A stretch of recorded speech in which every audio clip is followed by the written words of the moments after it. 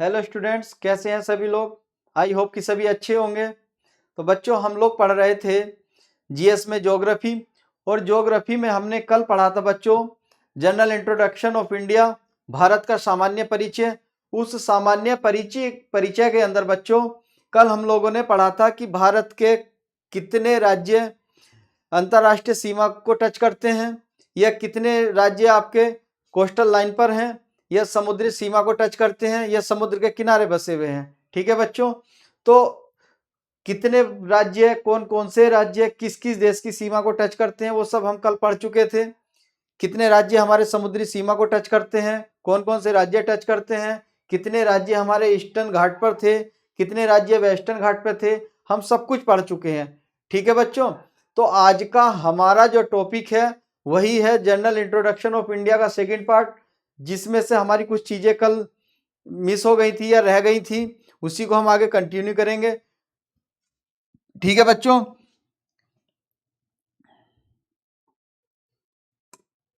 देखो बच्चों, ये है इंडिया का मैप।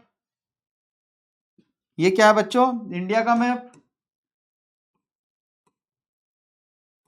तो कल हम पढ़ चुके थे कि कौन सा देश किधर है, कौन कौन से राज्य उससे टच करते हैं, या कौन कौन से भारत के राज्य इंटरनेशनल बॉर्डर लाइन को टच करते हैं। सब कुछ हमने कल क्लियर कर लिया था। तो बच्चों, यहीं से हमें जो हमने पढ़ना है, भारत में एक लाइन है कर्क रेखा, ट्रॉपिक ऑफ कैंसर, जो बच्चों उत्तरी गोलार्ध में पड़ती है। हमने आपको बताया था, देखो ये ग्लोब है, ग्लोब में 0 डिग्री। ठीक है बच्चों, इस 0 डिग्री को क्या बोलते हैं हम? इक्वेटर। क्या बोलते हैं? इक्वेटर, या भूमध्य रेखा, या विषुवत रेखा। ठीक है बच्चों, इसके ऊपर वाले पार्ट को हम बोलते हैं उत्तरी गोलार्ध, और यहां से 23 और नीचे 23.5, ऊपर भी 23.5। ठीक है, 23.5, 23.5। अब यहाँ पे जो ऊपर वाली है, ये है आपकी क्या? ये है बच्चों आपकी कर्क रेखा या ट्रॉपिक ऑफ कैंसर, और नीचे वाली है ट्रॉपिक ऑफ कैप्रिकॉर्न या मकर रेखा। तो बच्चों, हम को क्या पढ़ना है? हमको पढ़ना है कर्क रेखा, क्योंकि कर्क रेखा भारत के सेंटर से होकर गुजरती है। कर्क रेखा भारत के कितने राज्यों से होकर जाती है, कर्क रेखा भारत के कौन कौन से राज्यों से जाती है, या कर्क रेखा के नियर बाई कौन सी सिटी है, कौन सा शहर है। ठीक है बच्चों, वो सारा स्टडी करेंगे। लेकिन कल एक बच्चे ने पूछा था कि जब हम इधर पढ़ रहे थे बच्चे, यहाँ पे जब हम पढ़ रहे थे कि इधर हमने पढ़ा था बंगाल की खाड़ी, क्या पढ़ा था बच्चों? बे ऑफ बंगाल। ठीक है बच्चों, इधर पढ़ा था हमने अरेबियन सी, अरेबियन सी, और यहां पढ़ा था बच्चों इंडियन ओशियन। ठीक है, तो अब यहाँ पे एक बच्चे ने पूछा था कि सर ये बे ऑफ बंगाल, ये बे क्या होता है? ठीक है ना, ये दुनिया की सबसे बड़ी खाड़ी कौन सी है? ठीक है ना। तो अभी बच्चों देखो, आगे शुरू करने से पहले मैं आपको बे बता देता हूं कि बे क्या होती हैं। ठीक है ना, या खाड़ी क्या होती है। तो बच्चों, इसके लिए देखो एक सेकंड, जैसे अगर हम बात करें खाड़ी, खाड़ी मतलब खाड़ी। ठीक है, ये खाड़ी क्या होती है? सबसे पहली बात कि खाड़ी होती क्या है। ठीक है ना, पेनिनसुला जानते हैं बच्चों, प्रायद्वीप। देखो, एक शब्द आता है प्रायद्वीप, प्रायद्वीप, या इसको हम क्या बोल सकते हैं? पेनिनसुला। ठीक है ना, एक होता है खाड़ी। प्रायद्वीप या पेनिनसुला क्या होता है बच्चों? प्रायद्वीप वह एरिया होता है जो 3 तरफ से पानी से घिरा हो, या वह लैंड एरिया जो 3 तरफ पानी से घिरा होता है, उसे हम प्रायद्वीप कहते हैं। क्लियर है बच्चों? जैसे भारत का ये नीचे वाला एरिया है, ये वाला एरिया बच्चों, ये वाला, ये यहां से यहां तक, ये नीचे वाला एरिया, ये बच्चों जो है आपका 3 तरफ पानी से घिरा हुआ है कि नहीं है? तो ये क्या है आपका? प्रायद्वीप। प्रायद्वीप वह होता है जो 3 तरफ पानी से घिरा हुआ भूखंड होता है। क्लियर है? अब खाड़ी क्या होती है? क्वेश्चन आता है कि खाड़ी क्या होती है। बच्चों, खाड़ी पानी का वह एरिया जो 3 तरफ जमीन से घिरा हो, ये लैंड से घिरा हुआ हो, ठीक है ना। पानी का वह एरिया जो तीन तरफ जमीन से घिरा होता है उसे खाड़ी कहते हैं, ठीक है। अब जैसे हम यहां बात कर रहे थे, ये लैंड एरिया है, लैंड एरिया। अब इसके तीन तरफ बच्चों ये पानी है, ये क्या है, पानी। तो ये क्या है, ये है आपका प्रायद्वीप। लेकिन यहां, ठीक है, ये क्या है आपका प्रायद्वीप। अब खाड़ी क्या होती है, खाड़ी इसका अपोजिट होता है बच्चों, खाड़ी इसका क्या होता है, अपोजिट। देखो यहां तो लैंड एरिया पानी से घिरा है, भाई जब लैंड एरिया पानी से घिरा है तो इसका मतलब क्या है, खाड़ी है। लेकिन अब यही पानी का एरिया अगर तीन तरफ लैंड से घिरा हो, अगर पानी का एरिया तीन तरफ लैंड से घिरा हो तो उसे हम खाड़ी कहते हैं। देखो जैसे यहां की अगर हम बात करें, यहां यहां आप लोग पढ़ते हो इस तरीके से। अब यहां बच्चों इस एरिया में पानी है, ये पानी है, ये पानी है, ठीक है बच्चों। अब यहां जो ये पानी का एरिया है, ये वाला पानी का एरिया देखो, यहां ये इतना, ये जो पानी का एरिया है बच्चों, ये वाला, ये जो येलो कलर में आपको दिख रहा है, ये पानी का एरिया दिख रहा है। अब देखो यहां ये भी लैंड है, ये भी लैंड है और ये भी लैंड है। अब ये बीच में क्या है, ये है पानी। तो यहां पर पानी का एरिया तीन तरफ से किससे घिरा है, लैंड एरिया से। इसका मतलब ये क्या है, खाड़ी। मतलब पेनिनसुला या प्रायद्वीप का जो अपोजिट होता है या उल्टा होता है या विलोम होता है, वो क्या होता है, वो खाड़ी होता है, ठीक है। वह भूखंड जो तीन तरफ पानी से घिरा हो उसे प्रायद्वीप कहते हैं। पानी, ठीक है, पानी का वह एरिया जो तीन तरफ जमीन से घिरा हो उसे खाड़ी कहते हैं, ठीक है बच्चों। खाड़ी खाड़ी होती है हिंदी में, लेकिन अगर हम इंग्लिश में बात करें तो यहां पे क्वेश्चन बहुत चेंज होते हैं। अब देखो यहीं पे मैं आपसे क्वेश्चन पूछता हूं कि विश्व की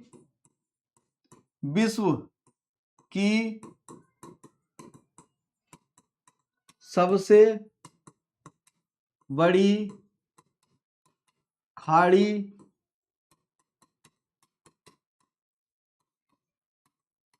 कौन सी है, ठीक है बच्चों।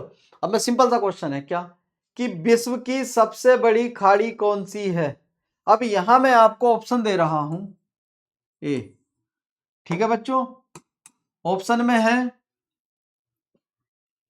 बंगाल की खाड़ी, ऑप्शन में क्या है बच्चों, बंगाल की खाड़ी, ठीक। ऑप्शन बी है आपका मैक्सिको की खाड़ी। मैक्सिको एक कंट्री है बच्चों नॉर्थ अमेरिका में, मैक्सिको की खाड़ी, ठीक है बच्चों। सी है आपका कच्छ की खाड़ी, ठीक है। डी है आपका ऑस्ट्रेलिया की खाड़ी, ठीक है बच्चों। तो विश्व की सबसे बड़ी खाड़ी कौन सी है, बंगाल की खाड़ी, मैक्सिको की खाड़ी, कच्छ की खाड़ी, ऑस्ट्रेलिया की खाड़ी। बच्चों ये कंफ्यूजन बच्चों के अंदर एग्जाम में हमेशा बना रहता है कि खाड़ी होती क्या है, और खाड़ी से आने वाले क्वेश्चन अधिकांश बच्चे गलत करके आते हैं। क्वेश्चन पढ़ा, आंसर मार गया है, लेकिन आंसर गलत। क्योंकि बच्चों खाड़ी को हिंदी में खाड़ी ही बोलते हैं, लेकिन इंग्लिश में खाड़ी को कई नामों से जाना जाता है। जैसे बच्चों यहां पर मैं मेंशन करता हूं, जैसे ये देखो इंग्लिश में खाड़ी को क्या बोला जाता है, CRIC क्रिक, ठीक। फिर क्या बोला जाता है, गल्फ। फिर क्या बोला जाता है, वे। फिर क्या बोला जाता है बच्चों, वाइट, ठीक है। क्रिक, गल्फ, वे और वाइट, कितना हो गया, चार। अब एक तो है ये, ठीक है बच्चों, ये एक है, ये एक है, ये। भाई क्रिक, गल्फ, वे और वाइट। इन चारों का अगर हम हिंदी में ट्रांसलेशन करोगे या इसको हिंदी में देखोगे तो ये चारों ही क्या है बच्चों, ये चारों ही खाड़ी है। अब ये देखना है कि दुनिया की सबसे बड़ी गल्फ कौन सी है, दुनिया की सबसे बड़ी बे कौन सी है, दुनिया की सबसे बड़ी वाइट कौन सी है। और क्रिक का बड़ा छोटे का मतलब ही नहीं होता, क्योंकि क्रिक किसी भी खाड़ी की वो पोजीशन होती है जब खाड़ी बननी स्टार्ट होती है। ठीक है बच्चों, सबसे पहली बात खाड़ी बनती कैसे है, क्लियर है। सबसे पहली बात तो ये कि खाड़ी बनती कैसे है। देखो बच्चों, जैसे हम बात कर रहे हैं, ये वाला जो हमारा भारत का प्रायद्वीप है, ठीक, अब यहीं पे हम पढ़ते हैं गुजरात, ऐसे, ठीक है। अब यहां पे खाड़ी बनती है समुद्र की लहरों से, जो टाइड आता है या नॉर्मल जो लहरें आती हैं उसकी वजह से खाड़ियां बनती है। अब देखो ये तो सब लैंड एरिया है। अब धीरे धीरे जब पानी की लहरें इस लैंड एरिया से या तटों से या कोस्ट से टकराती हैं बच्चों, तो जब यहां पे टकराती हैं तो इस एरिया में आने के बाद यहां आने के बाद यह एरिया थोड़ी सी इस तरीके से अंदर धंस जाती है, ठीक है। और इस एरिया में भर जाता है पानी, इसमें क्या भर गया, पानी। अब देखो यहां पानी है और तीन तरफ से इसके ये क्या है, लैंड एरिया है। इसका मतलब क्या है कि खाड़ी बन गई। जब समुद्र की लहरें किसी लैंड एरिया को काटना स्टार्ट करती है, यह सबसे फर्स्ट पोजीशन जो होती है लैंड एरिया को काटने की, लहरों के द्वारा, ज्वार भाटा के द्वारा, जो समुद्रीय तटों पर, ठीक है ना, जमीन को काटने का प्रोग्राम चलता है या कार्य होता है या जो प्रोसेस चलता है, ठीक है ना, मतलब जो लैंड एरिया को काटने का प्रोसेस होता है समुद्र की लहरों के द्वारा, उस समय जो सबसे पहली पोजीशन होती है मिट्टी कटने की, ठीक है ना, या तट के कटने की, वो होती है क्रीक, ठीक है ना। तो ये होती है क्रीक, लेकिन इसकी भी शेप कैसी होती है, ये ऐसे होती है, ठीक है। ये शेप हो गई, ये क्रीक हो गई। उसके बाद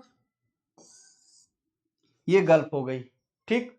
उसके बाद ये हो गई और उसके बाद ये हो गई, ठीक है।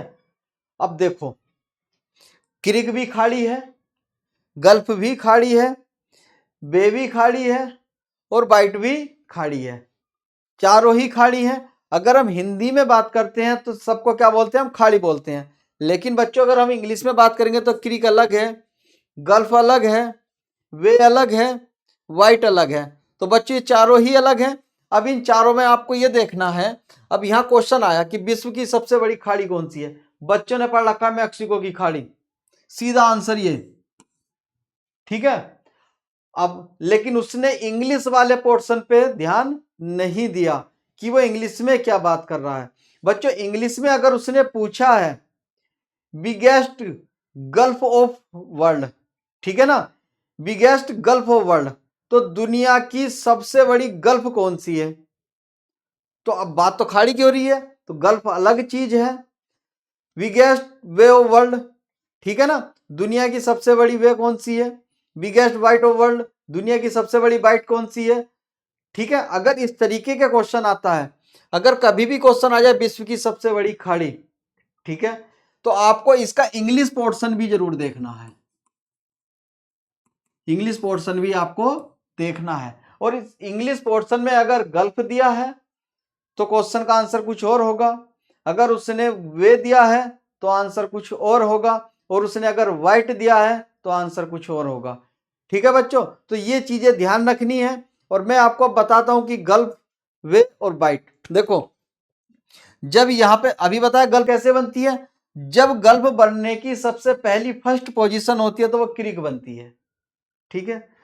धीरे धीरे वही क्रीक पानी, अब एक जब पानी उससे टकराना स्टार्ट हो गया तो क्या पानी रुक जाएगा, नहीं, फिर तो वह धीरे धीरे टकरा रहा है, टकरा रहा है। जब उससे वह टकराता रहेगा तो धीरे धीरे उसका साइज, जो क्रीक बनी थी उसका साइज धीरे धीरे बढ़ना स्टार्ट होगा।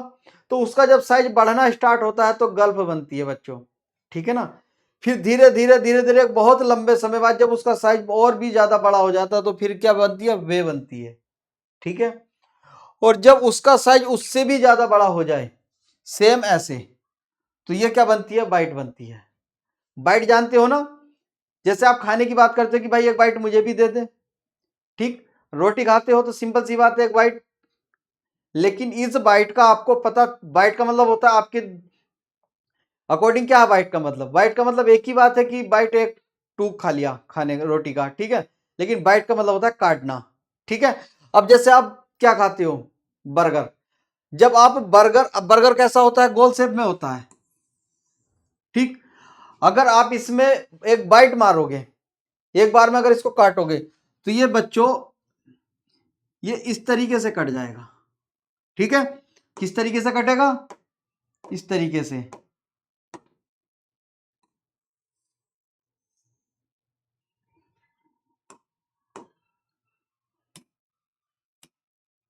ये कैसे कट गया?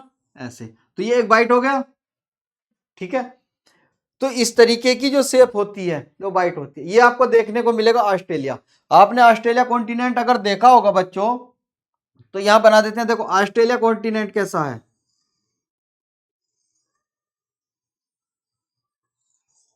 अगर ठीक से देखोगे तो ऑस्ट्रेलिया कॉन्टिनेंट इस तरीके से है। तो जो ऑस्ट्रेलिया देश है, अब ऑस्ट्रेलिया कॉन्टिनेंट नहीं, हम लोग पढ़ लेते हैं ऑस्ट्रेलिया कॉन्टिनेंट। ऑस्ट्रेलिया क्या है? एक देश है। कॉन्टिनेंट कौन सा है? ओसेनिया, ठीक है ना। तो इसी में जो ऑस्ट्रेलिया है, तो ऑस्ट्रेलिया के नीचे जो व्हाइट है वो इस तरीके का शेप है, तो ये एक व्हाइट की शेप है। तो अब आपको ध्यान देना है, जब भी एग्जाम के अंदर क्वेश्चन आए कि विश्व की सबसे बड़ी खाड़ी कौन सी है, तो आपको उस क्वेश्चन को पढ़ने के बाद आपको इंग्लिश वाले पोर्शन को तुरंत पढ़ना है कि उसने पूछा क्या है। वर्ल्ड की बिगेस्ट गल्फ पूछी है, बे पूछी है कि बाइट पूछी है? अगर उसने गल्फ पूछा है, तो दुनिया की सबसे बड़ी गल्फ मैक्सिको, ठीक। दुनिया की सबसे बड़ी गल्फ,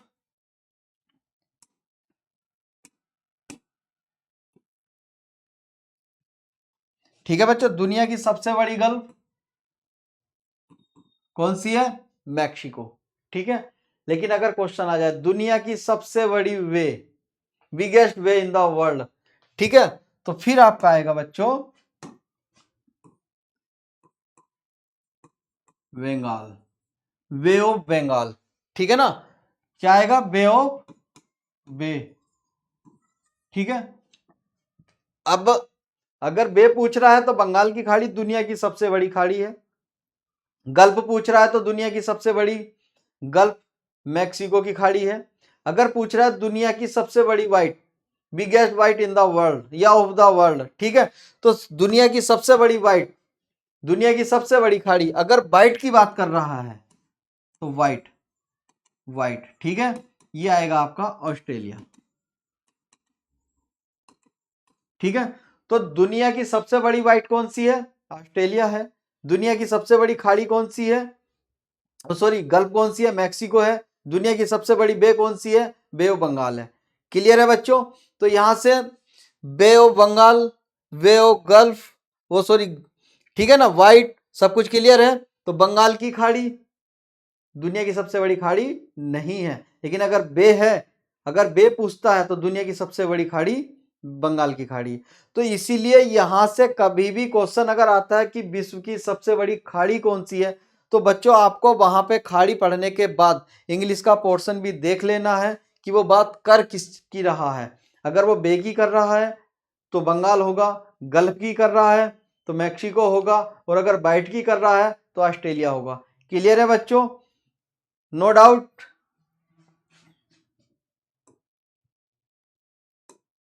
ठीक है बच्चों, अब हम बात कर रहे थे भारत की। बाइट क्लियर हो गया। मैं आशा करता हूं कि कोई भी बच्चा अगर बाइट से क्वेश्चन एग्जाम के अंदर आता है तो गलत नहीं करके आएंगे। अब बच्चे क्या पढ़े होते हैं? दुनिया की सबसे बड़ी खाड़ी मैक्सिको की खाड़ी। अब मैक्सिको की खाड़ी पढ़ रखी है, ठीक। अब एग्जामिनर ने क्वेश्चन में दे दिया biggest way in the world, अब उसने तो मैक्सिको पढ़ रखा था, अब उसमें ऑप्शन में बंगाल की खाड़ी भी है, मैक्सिको की खाड़ी भी है, कच्छ की खाड़ी भी है, और एक दो खाड़ियों के नाम दे देगा, तो बच्चा क्या लगा के आएगा? बे ऑफ मैक्सिको, वो सॉरी, गल्फ ऑफ मैक्सिको या मैक्सिको की खाड़ी। लेकिन अगर उसने पूछा है गल्फ, तब मैक्सिको लगाना है। उसने पूछा है बे, तो बंगाल लगाना है। और उसने पूछा है व्हाइट, तो सिंपल सी बात है, फिर आपको ऑस्ट्रेलिया लगाना है। इस बात से क्लियर है? ओके। अब देखो बात करते हैं इधर। तो बच्चों ये जो कर्क रेखा है, ट्रॉपिक ऑफ कैंसर, ठीक है बच्चों, ये जो ट्रॉपिक ऑफ कैंसर है ये भारत के सेंटर से होके गुजरती है। कहां से गुजरती है? भारत के सेंटर से। ठीक, ये क्या है? Tropic of cancer. क्या बोलेंगे हम इसको? ट्रॉपिक कैंसर या कर्क रेखा। ठीक है, कर्क रेखा भारत के सेंटर से गुजरती है। ठीक है बच्चों, और इसीलिए भारत में यहां गर्मी होती है 6 महीने। ठीक है ना, मैंने आपको सब कल क्लियर करा दिया था कि सूरज की लोकेशन साल में कब कहाँ पे होती है, कर्क रेखा पे कब होती है, विषुवत रेखा पे कब होती है, और आपकी मकर रेखा पे या कैप्रिकॉर्न पे कब होती है। कल की क्लास में सब कुछ क्लियर हो गया था। तो बच्चों आज हम पढ़ रहे हैं कर्क रेखा। तो कर्क रेखा कहाँ कहाँ जाती है? गुजरात। ठीक है, ये आपका एरिया गुजरात। ठीक है बच्चों, इसका कुछ एरिया ये इस तरीके से, राजस्थान, कुछ एरिया ये वाला, ठीक है, एमपी। ठीक, एमपी, और ये वाला एरिया छत्तीसगढ़। ठीक, ये वाला एरिया वेस्ट बंगाल। ये है आपका त्रिपुरा। ठीक है, और ये है आपका मिजोरम। ठीक, देखो कर्क रेखा भारत में कहाँ कहाँ से गुजरती है, किन किन राज्यों से जाती है, कितने राज्यों से जाती है। बच्चों कर्क रेखा भारत में 8 राज्यों से होकर गुजरती है। कौन कौन से? इधर लिख लेते हैं बच्चों, यहाँ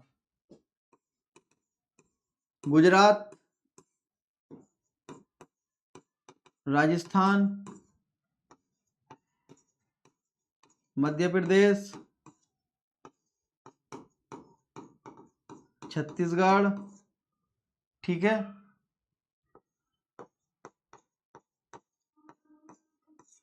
गुजरात, राजस्थान, मध्य प्रदेश, छत्तीसगढ़। ठीक है बच्चों, झारखंड, पश्चिम बंगाल, ठीक है, त्रिपुरा, और बच्चों मिजोरम। ठीक है, 1 2 3 4 5 6 7 8। ठीक है बच्चों, 8 राज्यों से होकर गुजरती है। यहां पे अगर हम बात करें, एक हो गया ये, ठीक है, एक हो गया ये, ठीक है बच्चों, एक हो गया ये, ठीक, एक है आपका ये, ठीक है, ठीक है बच्चों, एक है आपका ये, ठीक है, और एक है आपका ये। तो देखो गुजरात, राजस्थान, एमपी, छत्तीसगढ़, झारखंड, वेस्ट बंगाल, त्रिपुरा और मिजोरम, 8 राज्य ऐसे हैं जहां से कर्क रेखा पास करती है। ठीक है ना, कौन कौन से हैं? गुजरात, राजस्थान, एमपी, छत्तीसगढ़, झारखंड, वेस्ट बंगाल, त्रिपुरा और मिजोरम। तो यहां से बच्चों क्वेश्चन आया है, कई बार आया है। ठीक है ना, क्वेश्चन आता कैसे है? यहां से बच्चों क्वेश्चन दे देगा कि भारत का कौन सा शहर कर्क रेखा के निकट या नजदीक है या नियर बाय है। ठीक है ना, which city of India is situated in the या नियर बाय या on the tropic of cancer या near by tropic of cancer. ठीक है ना, कि भारत की कौन सा शहर कर्क रेखा के नजदीक है या कर्क रेखा के ऊपर है, वो उस तरीके से क्वेश्चन दे देता है। तो यहां से बच्चों अगर बात की जाए तो देखो यहाँ पर जो ये झारखंड है बच्चों, ये झारखंड है, झारखंड में एक शहर है ये, ठीक है ना, जिसका नाम है रांची। सभी बच्चों ने सुना होगा, रांची झारखंड की कैपिटल है। क्लियर है। यहाँ पर अगर हम बात करें गुजरात की, तो गुजरात में एक शहर है जिसका नाम है गांधीनगर, गांधीनगर, ठीक है बच्चों। एमपी में भी एक शहर है जिसका नाम है जबलपुर। एमपी में क्या है बच्चों? जबलपुर। स्पेस कम है बच्चों, यहाँ लिख देते हैं, कोई नहीं छोड़ो। अब एमपी में क्या है? जबलपुर। अब यहां से अगर कभी भी क्वेश्चन आए कि कर्क रेखा के नजदीक शहर, तो उसमें ऑप्शन देगा बच्चों,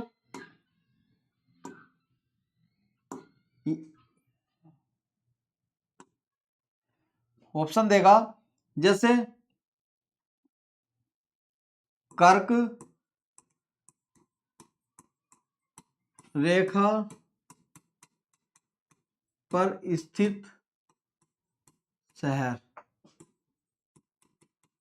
कौन सा है। ठीक है बच्चों, अगर ये क्वेश्चन दिया कि कर्क रेखा पर स्थित शहर कौन सा है, तो कौन सा है? अब यहां मिलेंगे आपको option. Option number 1 Ranchi, option number 2 Udaipur, option number 3 Gandhinagar, option number D जब। 4 ऑप्शन है, ठीक है बच्चों। अब क्वेश्चन उसने पूछा है कि कर्क रेखा पर स्थित शहर कौन सा है, शहर। अब यहां वो थोड़ा सा घुमा दे। अगर यहां शहर लिखा है उसने, तो बच्चों वो यहां शहर के साथ साथ ओब्लिक करके यहां लिख दे राजधानी, राजधानी शहर, ठीक है, कौन सा है। अब ये है क्वेश्चन कि कर्क रेखा पर स्थित शहर या राजधानी शहर कौन सा है, तो क्वेश्चन कुछ और हो जाएगा। और सिर्फ अगर नॉर्मल बात करें कि कौन सा शहर कर्क रेखा पर है, ठीक है ना, कौन सा शहर कर्क रेखा पर है, तो 2 अलग अलग बात हो गई। एक नॉर्मल शहर की बात कर रहा है, एक राजधानी शहर की बात कर रहा है। तो बच्चों कर्क रेखा पर स्थित शहर की अगर हम बात करें,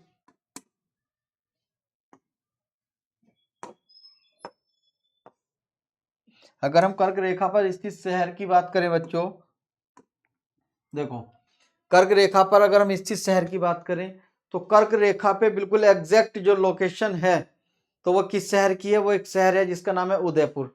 अब उदयपुर ऑप्शन में आते ही आप लोगों के दिमाग में सिर्फ एक ही बात आएगी, पता है क्या? सबको पता है क्या आएगी।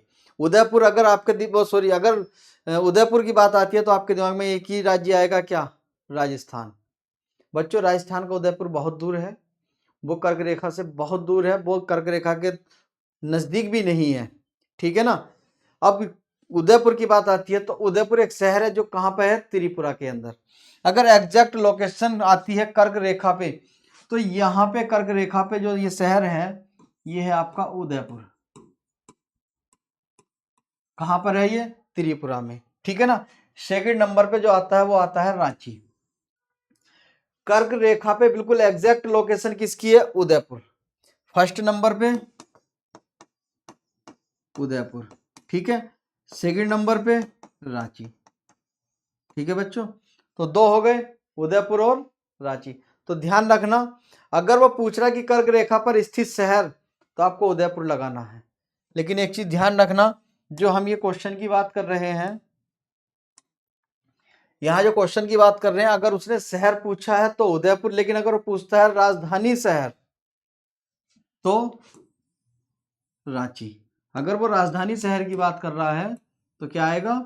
तब आएगा रांची, ठीक है, क्योंकि रांची झारखंड की राजधानी है। या वो क्वेश्चन ऐसे भी दे देता है कि किस राज्य की राजधानी कर्क रेखा पे है?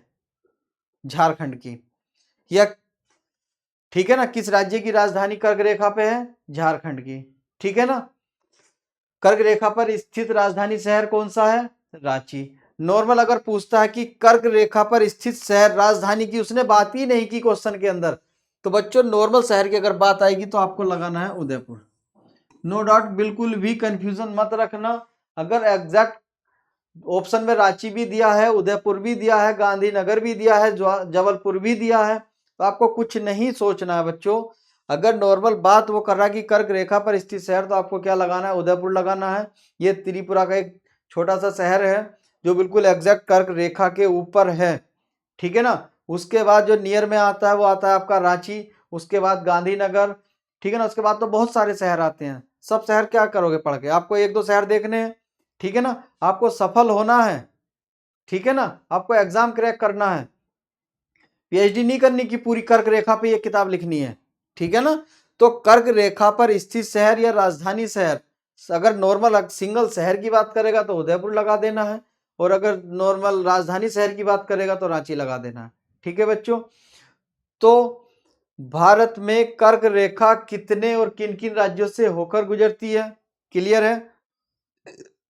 तो कर्क रेखा भारत में 8 राज्यों से, क्लियर है, भारत में 8 राज्यों से। और किस किस राज्यों से सब बता दिया, गुजरात, राजस्थान, एमपी, छत्तीसगढ़, मध्य प्रदेश, वो sorry, Gujarat, Rajasthan, MP, Chhattisgarh, Jharkhand, west Bengal, Tripura और मिजोरम, 8 राज्यों से होकर गुजरती है, क्लियर है। अब उसके बाद कभी कभी क्वेश्चन ऐसे दे देता है कि कर्क रेखा सॉरी कि कर्क रेखा भारत के किस राज्य से होकर नहीं गुजरती, है ना। क्वेश्चन इस तरीके से भी दे देता है कि कर्क रेखा भारत के किस राज्य से होकर नहीं गुजरती, तो इसका मतलब क्या है, फिर वो देगा उसमें, जैसे गुजरात दे दिया, राजस्थान दे दिया, एमपी दे दिया, फिर नीचे क्या दे देगा आपको, महाराष्ट्र। इसका मतलब है 3 से गुजर रही है, महाराष्ट्र से नहीं गुजर रही है। बस सिंपल सी बात है कि कर्क रेखा भारत के किस राज्य से नहीं गुजरती, इसका मतलब महाराष्ट्र से नहीं गुजरती। तो आपको ये 8 राज्य है, गुजरात, राजस्थान, एमपी, छत्तीसगढ़, झारखंड, वेस्ट बंगाल, त्रिपुरा और मिजोरम, ये आपको याद रखने हैं, क्लियर है बच्चों। ये हो गई आपकी कर्क रेखा, ठीक है। अब यहीं से एक लाइन जाती है 82.5 डिग्री, ठीक है, कितनी, 82 IST, Indian standard time line. तो यहां से भी क्वेश्चन आता है कि भारत की भारतीय मानक समय रेखा, ठीक है ना। क्वेश्चन क्या आता है बच्चों, क्वेश्चन आता है भारतीय मानक समय रेखा, भारतीय मानक समय रेखा भारत के किन किन व कितने राज्यों से होकर गुजरती है, होकर गुजरती है, ठीक है बच्चों। ये क्वेश्चन है, भारतीय मानक समय रेखा भारत के किन किन और कितने राज्यों से होकर गुजरती है। तो भारतीय मानक समय जो रेखा गुजरती है बच्चों आपके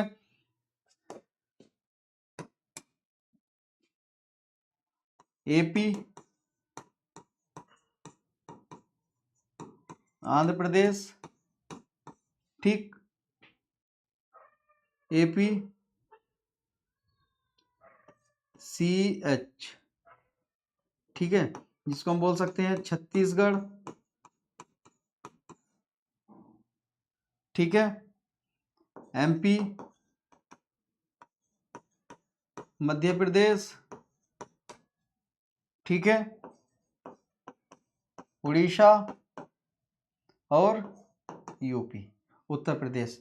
तो भारतीय मानक समय रेखा भारत के 5 राज्यों से होकर गुजरती है, भारतीय मानक समय रेखा भारत के 5 राज्यों से होकर गुजरती है, आंध्र प्रदेश, MP, छत्तीसगढ़, या आंध्र प्रदेश, उड़ीसा, छत्तीसगढ़, MP और यूपी, 5 राज्यों से होकर गुजरती है, ठीक है। अब इन 5 राज्यों में आपका उत्तर प्रदेश का एक डिस्ट्रिक्ट है इलाहाबाद से होकर गुजरती है। अगर क्वेश्चन आ जाए कि भारतीय मानक समय रेखा या IST यूपी के किस राज्य से किस जिले से होकर गुजरती है, यूपी के किस जिले से होकर गुजरती है, तो मिर्जापुर, ठीक है ना। मिर्जापुर दूसरा, इलाहाबाद, और इलाहाबाद में एक शहर है जिसका नाम, इलाहाबाद के नज़दीक में एक छोटा सा शहर है जिसका नाम है नैनी। ये सभी बच्चों ने पढ़ रखा है या पढ़ रखा होगा, नहीं कुछ ने पढ़ रखा होगा, कुछ ने नहीं भी पढ़ रखा होगा। जो न्यू बच्चे हैं जो कंपटीशन में अभी नए नए आए हैं, हो सकता है कि उन्होंने ये ना पढ़ा हो। ठीक है बच्चों, तो नैनी एक छोटा सा शहर है, इलाहाबाद के अंदर ही आता है। ठीक है, तो अगर क्वेश्चन आ जाए कि भारतीय मानक समय रेखा यूपी के किस शहर से होके गुजरती है, तो नैनी शहर से। नैनी कहाँ पड़ता है, इलाहाबाद डिस्ट्रिक्ट में है। ठीक है बच्चों, तो कर्क रेखा भारत के 8 राज्यों से होके गुजरती है। मानक समय रेखा भारत के 5 राज्यों से होके गुजरती है। ठीक है बच्चों, तो आज के लिए इतना ही काफ़ी था बच्चों। जो मैंने आपको बे बताई सब क्लियर होगी, प्रायद्वीप बताया सब क्लियर होगा। ठीक है बच्चों, अभी एक चीज़ और देख लेते हैं यहाँ। जैसे हमने बात करी प्रायद्वीप, 3 तरफ पानी से घिरा भू क्षेत्र या भूखंड वो प्रायद्वीप होता है या पेनिनसुला।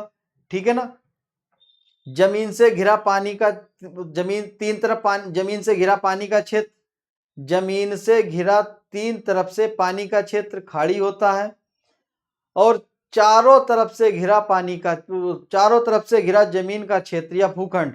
ठीक है ना, चारों तरफ पानी से घिरा भूखंड वो आपका द्वीप होता है। ठीक है बच्चों, तो आज के लिए इतना ही काफी है, मिलते हैं नेक्स्ट क्लास में।